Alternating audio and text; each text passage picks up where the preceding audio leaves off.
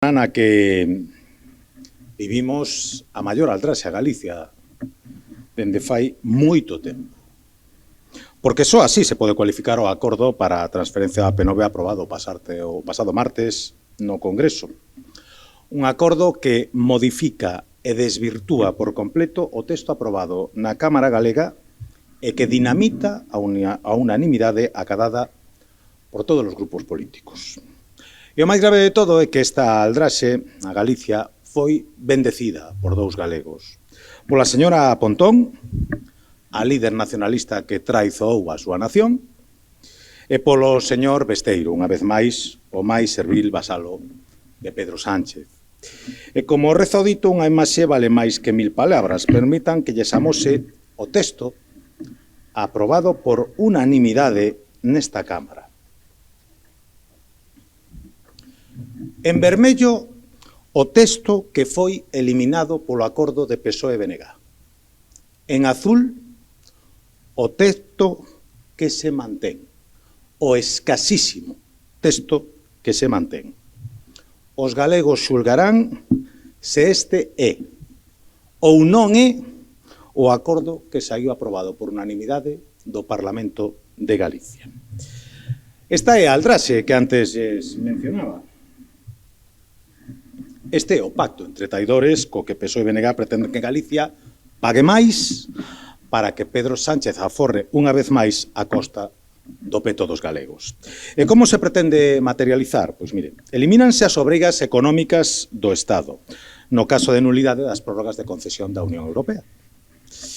Non se prevé que o Estado asuma a supresión da aplicación do incremento de tarifa do 1% acumulativo anual. Desaparece a obriga do Estado de asumir as obras comprometidas en materia de infraestructuras. E por moito que miramos, e volvamos a mirar, e créanme que o miramos, a proposta tampouco aparece a dotación a Galicia aos medios económicos necesarios para ampliar as bonificacións ás persoas usuarias recurrentes. A señora Pontón e o señor Besteiro están tardando en dar explicacións de por que eliminan ou cambian as disposicións que inclúen obrigas económicas e financeiras do Estado. A señora Pontón e o señor Besteiro están tardando en pedir disculpas aos galegos e as galegas por reventar a unanimidade do Parlamento para compracer a Pedro Sánchez. A señora Pontón e o señor Besteiro están tardando en presentar a súa dimisión pola súa manifesta incapacidade para defender os intereses de Galicia. O único texto, repito, que recolle a vontade dos galegos é o aprobado por unanimidade no Parlamento de Galicia.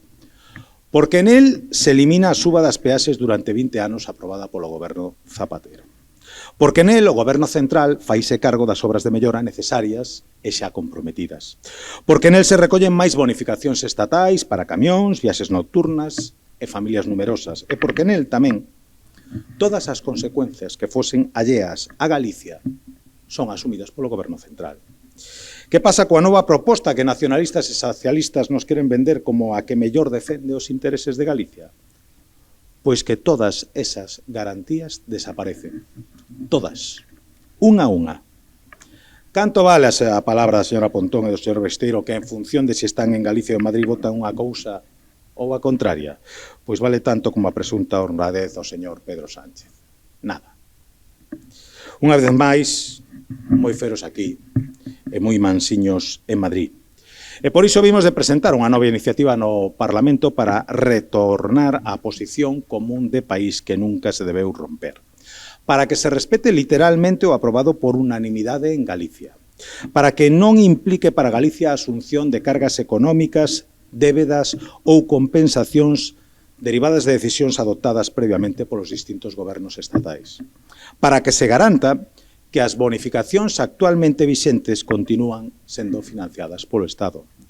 Para que non se supedite o alcance efectivo da transferencia a futuras negociacións bilaterais na Comisión Mixta de Transferencias que poidan desvirtuar ou limitar o mandato aprobado polo Parlamento de Galicia.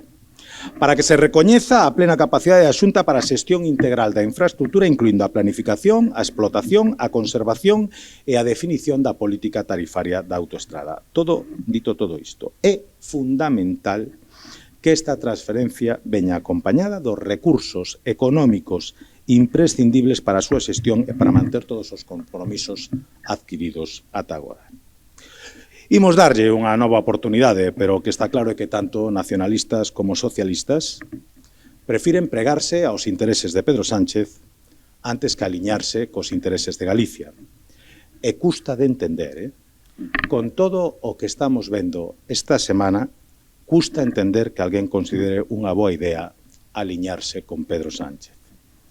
Dende a miña última rolda de prensa nesta sala, coñecemos a imputación do expresidente Zapatero.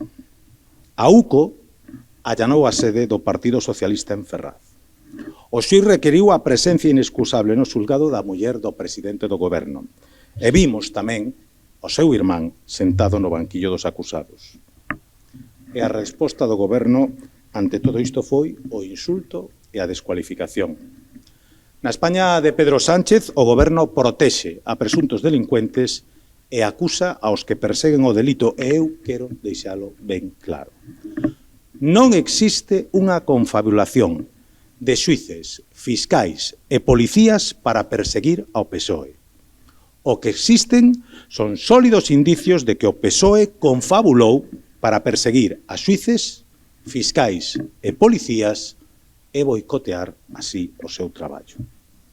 Pedro Sánchez é o máximo responsable dun deterioro sen precedentes da calidade democrática no noso país. O máximo, pero non o único responsable. Produce bochorno escoitar aos socios de goberno eludindo as súas responsabilidades sen máis excusa que a de agardar a que se coñeza un presunto caso de financiación irregular. Como se a imputación polos presuntos delitos de organización criminal, plurais delitos de cofeito, revelación de segredos, inducción ao falso testimonio, acusación falsa, falsidade en documento mercantil, prevaricación, tráfico de influencias, delito contra as institucións do Estado, apropiación indebida e branqueo de capitais, que coñecimos tan só nos últimos 10 días, non fosen motivo abondo para dar voz aos cidadáns e que sexan eles os que decidan cal é o futuro goberno deste país. Hai tempo, moito tempo, que o vaso da paciencia dos españois está absolutamente desbordado e non fai falla ningunha razón adicional para devolverlle a voz e permitir que recuperen a decencia nas institucións do seu país. E falando de decencia, vanme permitir que antes de rematar, pois felicite as Forzas Armadas, que mañá van a celebrar o seu día e o van facer aquí, en Galicia. E eu quero felicitar moi especialmente aos máis de 8.000 homes e mulleres das 4 provincias galegas que están a prestar servicio no exército. Quero dicirles que Galicia está profundamente orgullosa da labor que desenvolven.